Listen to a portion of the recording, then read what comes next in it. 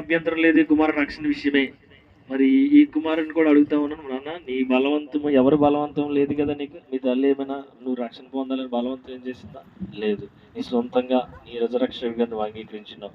మరి ఇది మొదలుకొని నీ జీవిత పర్యాంతం వరకు యేసులోనే స్థిరంగా ఉండగలుగుతావు కదా. కష్టమైన వ్యాధి అయిన బాధ అయిన శ్రమ విడిచిపెట్టకుండా దేవుళ్ళలో ముందు కొనసాగుతావు కదా.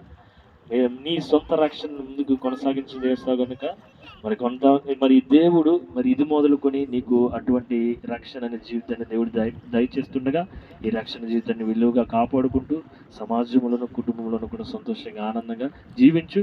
మరి ఈ సమయంలో మరి కుమారుడు యొక్క మాట చొప్పున మరి కుమారుడికి మరి ఎటువంటి బలవంతం లేకుండా తన యొక్క సొంత ఆలోచన చేతనే రక్షణ పొందడం సిద్ధపడి ఉన్నాడు కనుక సమాజం ఎదుట తెలియజేయడం జరుగుతుంది.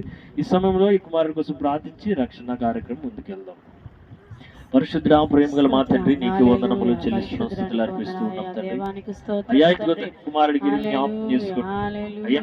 తనని నాయన నిజ రక్షకుడిగా తన యొక్క జీవితానికి నీవేనే అంగీకరించి రక్షణ పొందుతుండగా వీరి కార్యం జరిగించింది అయ్యా. తన వివాహ విషయంలో కూడా మీ యొక్క కార్యం జరిగించిన, కుటుంబ విషయంలో కార్యం జరిగించిన నీకు వందనాలు అయ్యా. ఇచ్చినటువంటి భార్యను బట్టి కూడా నీకు వందనాలు చెల్లిస్తున్నాం.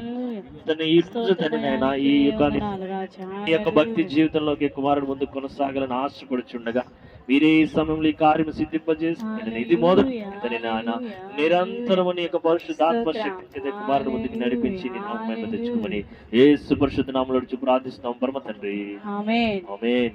తండ్రి యొక్క కుమారుని యొక్క పరిశుద్ధాత్మ శక్తి గల నామములో ఈ కుమారుడికి నీటి ద్వారా ప్రార్థిస్తున్నాం పరమ తండ్రి, ఆమేన్. సంతోషమైనా దుఃఖమే అయినా క్షేమమే అయినా క్షేమమే అయినా